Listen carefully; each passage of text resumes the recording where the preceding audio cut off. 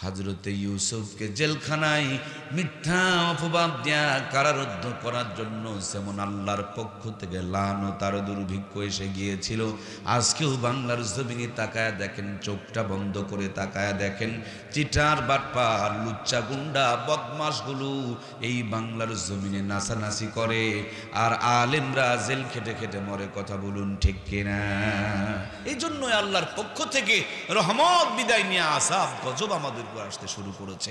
আল্লাহ যারা দায়িত্ব পালন করছেন তাদেরকে এই ছোট্ট সত্য কথাটা বোঝার তৌফিক দিয়ে দাও, বলুন আমিন। নিরহ কারারুদ্ধ ওলামা ইকরামকে আমাদের মাঝে ফিরায়া দাও, আল্লাহর আযাব বন্ধ হয়ে যাবে, রহমত চালু হয়ে যাবে, ঠিক কি না? আমার প্রিয় ভাইয়েরা, ইকরা বিসমি রাব্বিকাল্লাযী খলাক ওয়া ক্বালা সুবহানাহু তাআলা قل إن كنتم تحبون الله فاتبعوني يحببكم الله ويغفر لكم ذنوبكم والله غفور رحيم. وقال سبحانه تعالى يا أيها الذين آمنوا كتب عليكم الصيام كما كتب على الذين من قبلكم لعلكم تتقون. وقال سبحانه تعالى يا أيها الذين آمنوا ادخلوا في السلم كافة ولا تتبعوا خطوات الشيطان إنه لكم عدو مبين. وقال سبحانه تعالى يا أيها الذين آمنوا اتقوا الله حق تقاته ولا تموتن إلا وأنتم مسلمون. وقال سبحانه تعالى إن الله وملائكته يصلون على النبي يا أيها الذين آمنوا صلوا عليه وسلموا تسليما. সকলে মহব্বতে জবান খুলে দরুদ ইব্রাহিম পড়ি। اللهم صل على محمد وعلى آل محمد كما صليت على إبراهيم وعلى آل إبراهيم إنك حميد مجيد. اللهم بارك على محمد وعلى آل محمد كما باركت على إبراهيم وعلى آل إبراهيم إنك حميد مجيد. الحمد لله ثم الحمد لله. মুআজ্জাজ মুহতারাম সম্মানিত আজকের এই মহতে আয়োজনের সভাপতি, প্রধান অতিথি, বিশেষ অতিথিবৃন্দ, আমার সামনে উপস্থিত আমার কলিজার টুকরা প্রাণপ্রিয় দরদের ভাইরা, পর্দার আড়ালে অবস্থানরতা সম্মানিতা মমতাময়ী মা এবং বোনেরা, আমরা সকলে মিলে মহান আল্লাহর কাছে মন প্রাণ ভরে শুকরিয়া আদায় করছি আজকের এই মুহূর্ত পর্যন্ত যে মালিক আপনাকে আমাকে দয়া করে বাঁচিয়ে রেখেছেন।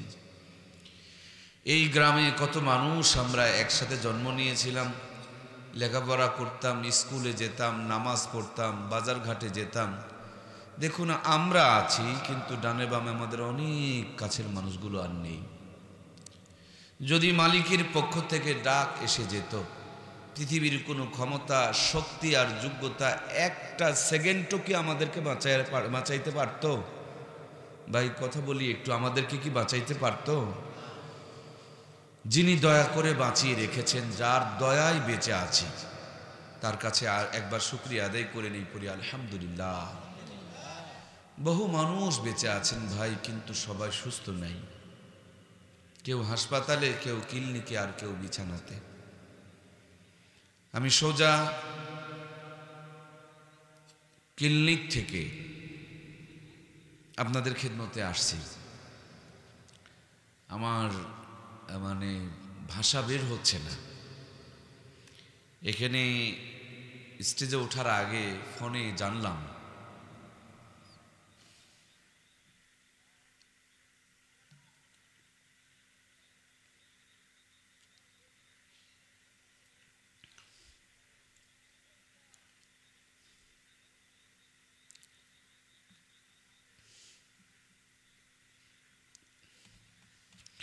আলহামদুলিল্লাহ, আল্লাহ তাআলা আমার মাকে বাঁচায় রাখছেন, কিন্তু বেশি ভালো নেই।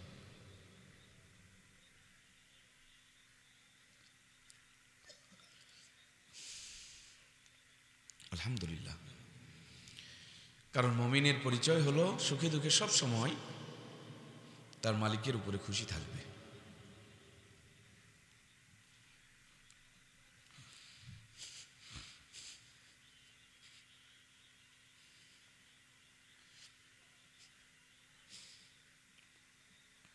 আমরা আমাদের রবের কাছে শুকরিয়া আদায় করছি, আল্লাহ ওইরকম রুগী বানায়া আপনাকে আমাকেও তো বিছানায় ফেলে রাখতে পারতেন। সময়টা এমন চলে আসছে, মানুষের ভাত না খেলে চলে, কিন্তু ওষুধ না খেলে চলে না। মানুষের সুস্থ থাকাটাই বড় কঠিন, আর অসুস্থ হওয়াটাই খুবই স্বাভাবিক।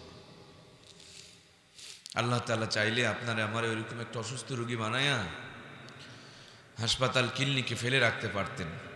তিনি দয়া করেছেন বলে আমরা সুস্থ আছি, আর সুস্থ আছি বলে এই মাহফিলে এসে বসতে পেরেছি। যার দেওয়া নিয়ামত নিয়ে আমরা সুস্থ আছি, তার কাছে সুস্থ জবানে আরো একবার শুকরিয়া আদায় করি পড়ি আলহামদুলিল্লাহ। বহু মানুষ বেঁচে আছেন, সুস্থ আছেন, কিন্তু গুনার কাজ নিয়ে পড়ে আছেন, গুনার কাজে হাবুডুবু খাচ্ছেন, পাপের সাগরে মানুষ সাঁতরাইতেছেন। নবীজি বলেছেন কিয়ামতের পূর্বে এমন একটা সময় আসবে, জ্বলন্ত আগুনের টুকরা হাতে নিয়ে থাকা সহজ হবে, তার চাইতে বড় কঠিন হবে ইমানের উপরে টিকে থাকা। ভাইরা, আমরা সেই সময়টা পাড়ি দিচ্ছি। নর্মাল পাবলিক ভদ্র সাজার জন্য বিড়ি টানতেছে, বিড়িখোর প্রমোশন নিয়ে সিগারেট ধরতেছে, সিগারেট খোর আপডেট হবে মশলা বের করে গাঁজা ভরতেছে, গাঁজাখোর থেমে নেই, ফেনসিডিল ধরেছে, ফেনসিডিল খোর বসে নেই, হিরোইনে আসক্ত হয়ে পড়ছে, হিরোইন খোরেরা নতুন করে বাবা ইয়াবা চালু করে ফেলছে। মা বোনেরা কি পিছিয়ে আছে? না, এ পাপের প্রতিযোগিতায় আমার মায়েরাও পিছিয়ে নেই। মোটা কাপড় ছেড়ে দেওয়া পাতলা, এর চাইতে আরো পাতলা, তার চাইতে বেশি পাতলা। এখন যে যত পারছে নিজের কাপড়টুকু চিরে ফেরে কেটে ছেটে নিজের ইজ্জতটুকু বের করে দেশের মানুষকে দেখায়, জাহান্নামের দাওয়াত দিয়ে বেড়ায়, আবার নিজেকে দামি এবং সম্মানী মনে করে। কথা বলুন ঠিক কিনা? আলহামদুলিল্লাহ, আল্লাহ আমাদেরকে এখন দুটি কাজ করাচ্ছেন। এক নম্বর কাজ, আমরা কোনো গুনাহ করছি না। আলহামদুলিল্লাহ বলবেন না? নেকি করা হুকুম কার? গুনাহ না করা এই হুকুমটা কার? তাহলে নেকি করলে যেমন সওয়াব হয়, গুনাহ না করলেও তেমনি সওয়াব হয়। সুবহানাল্লাহ বলবেন না? আমরা এখন কি কোনো গুনাহ করছি? আল্লাহ আমাদেরকে গুনাহ মুক্ত রেখেছেন। যারা এখানে আসতে পারে নাই, দেখুন কেউ টিভির পর্দায় পড়ে আছে, কেউ আঙ্গুল দিয়ে মোবাইল ঠেলাঠেলি করতেছে। আমরা এখানে না আসতে পারলে কিন্তু আমাদের দ্বারা ছোটোখাটো কম বেশি কিছু না কিছু গুনাহগাতা হইতো। এখানে আসার কারণে আমাদের গুনাহগুলো হচ্ছে না। দুই নম্বর কথা, আল্লাহর নবী বলেছেন যেখানে কোরআন এবং হাদিসের আলোচনা হয় সেটা হলো জান্নাতের বাগান। সুবহানাল্লাহ। তাহলে প্রাণের ভাইয়েরা, আমরা কোথায় এসেছি বলেন না? জান্নাতের বাগানে এসেছি, জান্নাতের বাগানে বসেছি। এখন আমরা জান্নাতি মানুষ। বলে হুজুর তার প্রমাণ? যে ছোট্ট একটু প্রমাণ দিচ্ছি। দেখুন, এলাকাতে বহু মানুষ আছে, কিন্তু সবার তকদিরে জান্নাত নেই। আর যাদের তকদিরে জান্নাত নেই, ওই কপাল পোড়া জাহান্নামীগুলো আজকে জান্নাতের বাগানে ঢুকতেও পারে নাই। যদিও দু চারজন আসছে, কিন্তু ঘুরতেছে ওই দিকে যেই দিকে কুত্তা ঘুরতেছে। আমি আমার ভাইদেরকে কুকুর বলছি না, কুকুর বলবো না, কারণ ওনাদেরকে যদি কুকুরের সাথে তুলনা করি, কুকুর লজ্জা পাবে। কুকুরের বিবেক নাই, আর আমাদের বিবেক আছে। তারপরে যদি আমরা বিবেককে কাজে লাগাইতে না পারি, তাইলে কি আমরা কুকুরের সমান না কুকুরের চেয়ে নিচু? কখনোই সমান নয়। কুকুরের তো বিবেক নাই রে বাবা। আর আপনারা আমার বিবেক দেওয়া হয়েছে, কিন্তু এই বিবেককে কাজে লাগাইতে পারি নাই। কুকুরকে আপনারা বসার জায়গা দিছেন? কথা বলছেন না কেন? দিয়েছেন নাকি? তাহলে রাগ করে কুকুর বসে নাই, কিন্তু আমার ভাইদেরকে বসার জায়গা দেওয়া হয়েছে না হয় নাই বলুন তো? জায়গা দেওয়া হয়েছে, তারপরও বসতে পারে নাই। এক্ষুনি এক প্যাকেট তাবারক নিয়ে আসেন, দেখবেন কুত্তাও দৌড় মারবে। তখন যদি আমিও দৌড় মারি, তাহলে আমার আর কুত্তার মধ্যে পার্থক্যটা কি বলেন আপনি? গানের আওয়াজ যখন আমার কানে যায়, তখন আমার মির্গির ব্যারাম ধরছে। ঢোলের আওয়াজ কানে গেলে আমার লাফানি শুরু হয়ে যাচ্ছে। মমতাজ আপা, শাকিব খান, শাহরুখ খানের নাম শুনলে 1 মাস আগে সামনে চেয়ার বুকিং হয়ে থাকতেছে। আর কোরআনের আওয়াজ আজকে আমার কানে যাচ্ছে, আমার চেতনাই জাগে না, ফিলিংসই আসে না। বুঝতে হবে আমার ইমানের মধ্যে গন্ডগোল আর ভেজাল আছে। কথা বলুন ঠিক কিনা? একটা মাছ পানির বাহিরে বাঁচে না, একজন মুসলমান কোরআনের বাহিরে থাকতে পারে না। সুতরাং যত দূর পর্যন্ত মাইকের আওয়াজ যাচ্ছে, যদি আপনি বেঁচে থাকেন আর সুস্থ থাকেন, বেঁচে না থাকলে আমার দাবি নাই, সুস্থ না থাকলেও আমার দাবি নাই, কিন্তু বেঁচে থাকলে আর সুস্থ থাকলে মুসলমানের ঘরে জন্ম নিলেই কোরআনের মাহফিলে আসতে হবে। এটা ইমানের পরিচয়। কথা বলুন ঠিক কিনা? জন্ম মুসলমানের ঘরে, কোরআনের মাহফিলে আসবেন না, এটা জন্মের মধ্যে ভেজাল থাকতে পারে। শরীরে মুসলমানের রক্ত বিরাজ করবে আর সেই মুসলমান কোরআনের মাহফিলে আসবে না, এটা কখনো 1 নম্বর মুসলমান, নির্ভেজাল মুসলমান হতে পারে না। কথা বলুন ঠিক কিনা? সুতরাং যে যেখানে আছেন, আমি অনুরোধ করে বলছি, মাছ পানির ভিতরেই থাকে, মুসলমান সেটা কোরআনের সাথে থাকে। আল্লাহর নবী বলেছেন, আল কোরআনু হুজ্জাতুল্লাহ, এই কোরআনুল কারীম হলো আপনার আমার জন্য দলিল। কোরআন যদি পক্ষে থাকে কোনো টেনশন নাই, আর কোরআন যদি বিপক্ষে চলে যায় সব ব্যর্থ হয়ে যাবে। কথা বলুন ঠিক কিনা? এজন্য প্রিয় ভাইরা আমার পূর্বে বিশেষ মেহমান, তিনি অত্যন্ত গুরুত্বপূর্ণ আলোচনা করছিলেন কোরআনুল কারীমের তেলাওয়াত আর ফজিলত নিয়ে। মনে আছে না নাই? আজকের বার শুক্রবার উনি যে আলোচনাটা ধরেছিলেন, আমি শেষটুকু শুনেছি, শুরুটা শুনতে পারি নাই। ওই আলোচনার সারমর্ম হলো, কোরআনুল কারীমের একটা মাহফিল হবে মসজিদ নামক ময়দানে, দিনটা হবে শুক্রবার। সেখানে বক্তা থাকবে 2 জন। 1 নম্বর বক্তা মুহাম্মদুর রাসূলুল্লাহ সাল্লাল্লাহু আলাইহি ওয়াসাল্লাম, আর 2 নম্বর বক্তা হযরতে দাউদ আলাইহিস সালাম। অত্যন্ত মায়া এবং মজার সুন্দর তেলাওয়াত করে করে তিনি শোনাইতেন। সুবহানাল্লাহ। সভাপতির যিনি দায়িত্ব পালন করবেন, তিনি আর কেউ নয়, আমরা যে রবকে দেখি নাই, যার এই মহাব্বতে আজকেও এখানে এসে বসে আছি, আমার আল্লাহ নিজেই সভাপতির দায়িত্ব পালন করবেন। সুবহানাল্লাহ। আমার প্রাণে ভাইয়েরা, ডানে বামে বসা সম্মানিত মেহমান মহোদয়গণ রয়েছেন, কিয়ামতের দিন মসজিদ নামক ময়দানে কোরআনুল কারীমের মাহফিলে 1 লক্ষ মতান্তরে 2,24,000 সমস্ত নবী রাসূলগুলো বসা থাকবে। আর আসরবাসী হাসরবাসীকে আল্লাহ তাআলা হীরা মণিমুক্তায় খচিত এক একটা করে তেলাওয়াত চলবে। লক্ষ লক্ষ বছর, কোটি কোটি বছর কেটে যাবে। ঘুমিয়ে থাকলে যেমন সময়গুলো চলে যায় আমরা বলতে পারি না। এর পিছনে মূল কারণটা হলো, ওখানকার কিছু মানুষকে যদি এখানে এসে বসতে বলেন, বসতে চাইবে না, বলে আমার শরীর থেকে দুর্গন্ধ বের হইতে পারে, স্টেজে যেতে রাজি হবে না। আমার প্রাণে ভাইয়ারা, এই দুনিয়াতেই যদি স্টেজে আসতে আপনি রাজি না হন, জান্নাতের অত সুন্দর সুন্দর হুরদের পাশে যেতে আমাদের শরম লাগবে, লজ্জা লাগবে। কারণ আমাদের চেহারাটা কত দুর্বল আর ওদের চেহারাটা কত সুন্দর। ওদের সমকক্ষ কিংবা ওদের চাইতে লক্ষ গুণ বেশি সুন্দর বানানোর জন্য মসজিদ নামক ময়দানে কোরআনুল কারীমের তেলাওয়াত শোনায়া শোনায়া আল্লাহ তাআলা আপনার আমার রূপ যৌবন চেহারা সুরতকে আরো সুন্দর বানিয়ে দিবেন। শীতের দিনে কুয়াশা পরে পরে দুবলা ঘাসের উপরে সাদা হয়ে যায়, কলার পাতার উপরে আবরণ পড়ে যায়। কোরআনের তেলাওয়াত চলবে, প্রত্যেকটা মানুষের বডিগুলো আদম আলাইহিস সালামের সমান লম্বা হয়ে যাবে। সুবহানাল্লাহ বলে।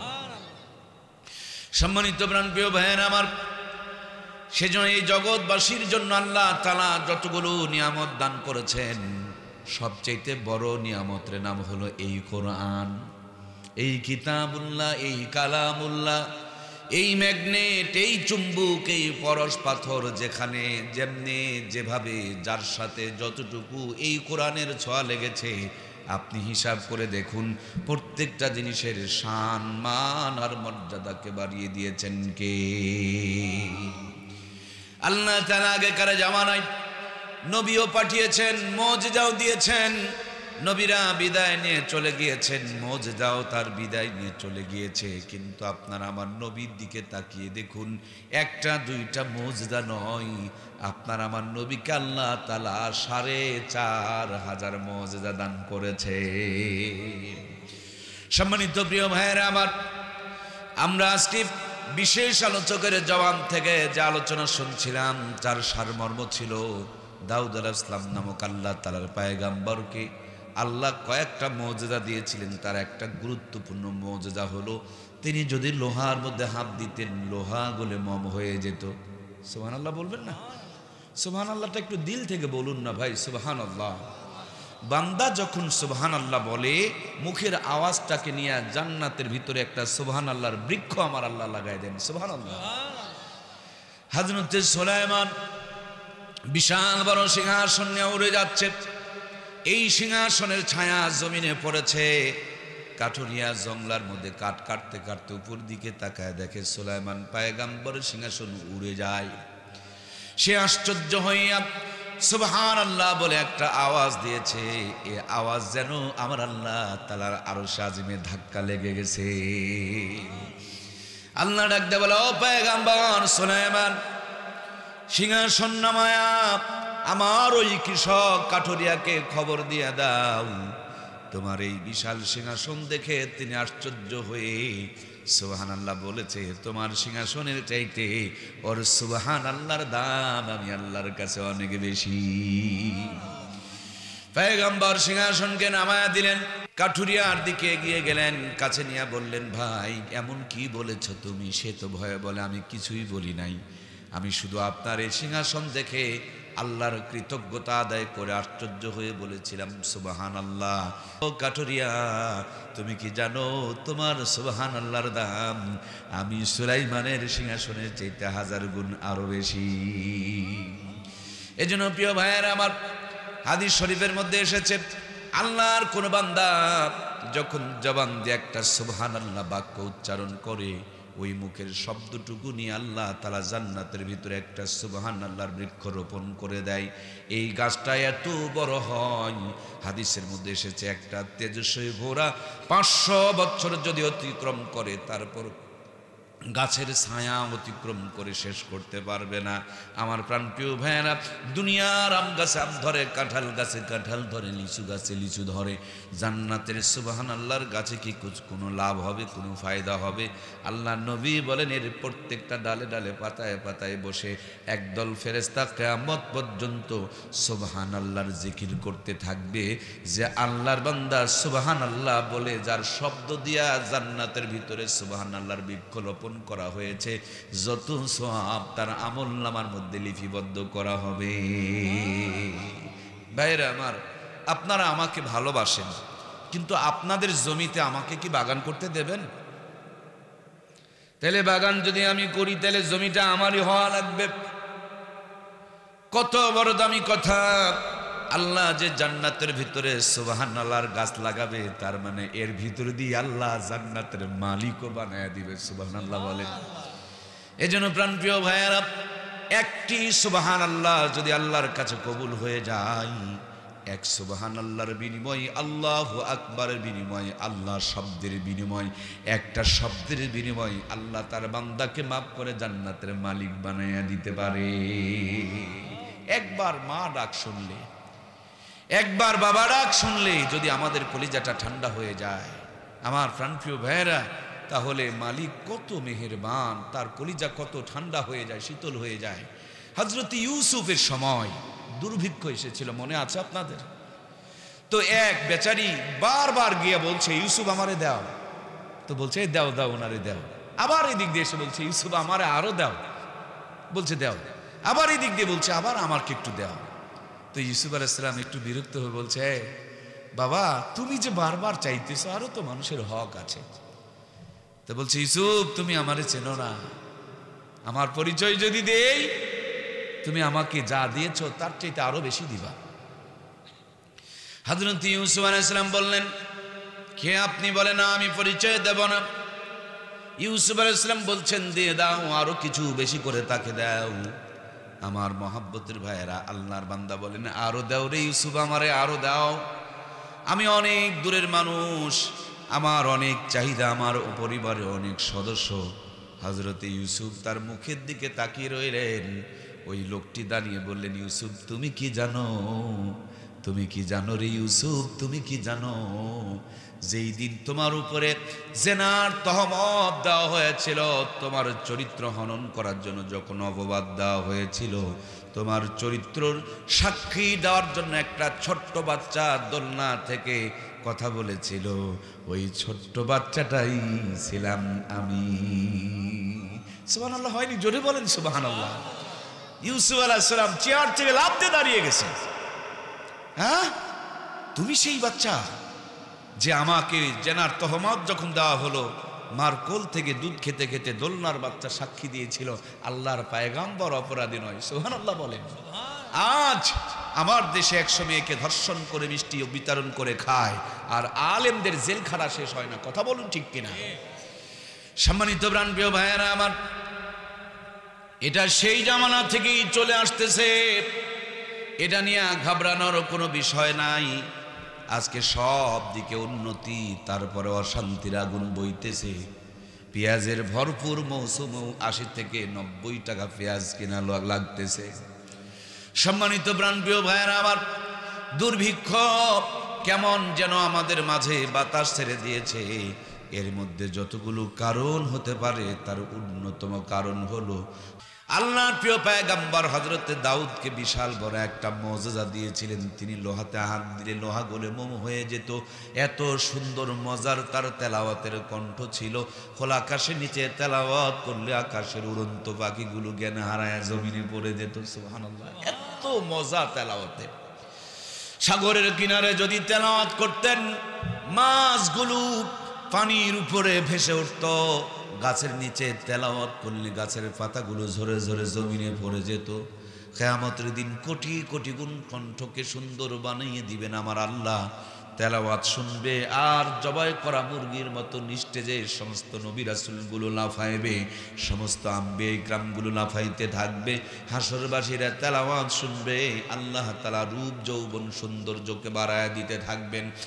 এক পর্যায়ে হযরত দাউদের তেলাওয়াত বন্ধ হয়ে যাবে, তারপরে আমার নবী তেলাওয়াত করবেন, আমার নবীর তেলাওয়াত বন্ধ হয়ে যাবে। তারপরে আল্লাহ রাব্বুল আলামিন কুরআনুল কারীমের জাতীয় সঙ্গীত সূরা আর রহমান আল্লাহ নিজের কুদরতি জবান দিয়ে তেলাওয়াত করে আমাদের শোনায়া দিবে।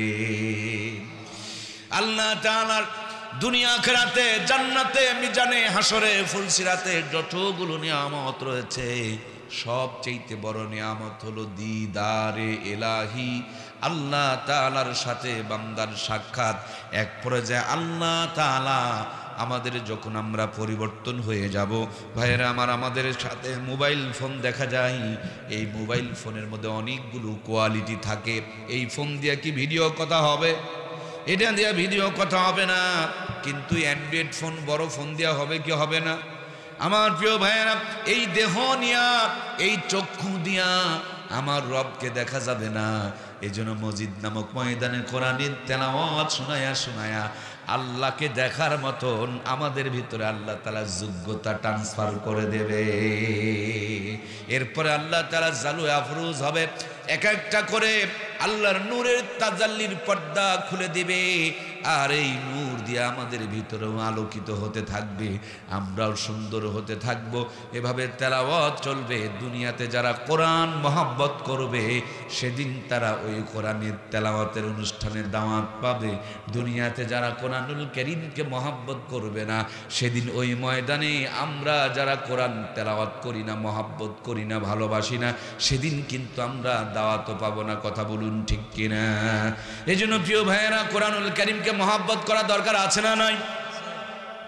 সবাই বলি মহব্বত করা দরকার আছে। কিন্তু আজকে যদি আপনার আমার বাড়িতে বাড়িতে গিয়ে পরীক্ষা করা হয়, তালাশ করা হয়,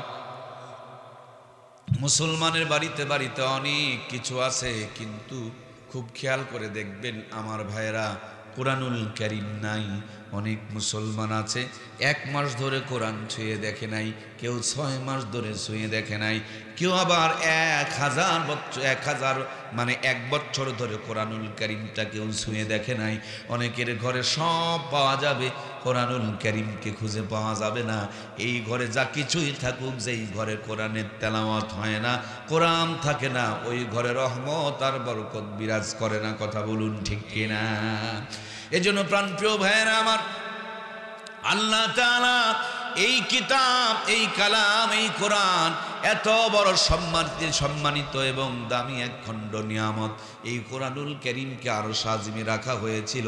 আরশ আজিমের মর্যাদা বেড়ে গেল, একজন ফেরেশতা নিয়ে আসলেন, ফেরেশতাদের মধ্যে সর্দার হয়ে গেলেন।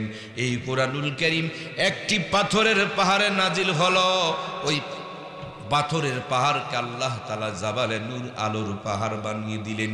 এই কোরআনুল কারীম একটি মোবারক মাসে নাজিল হলো। লাইলাতুল কদরি খায়রুম মিন আলফি শাহর, 1000 মাসের চাইতে 1 রাতের দাম বাড়ায়া দিলেন কে?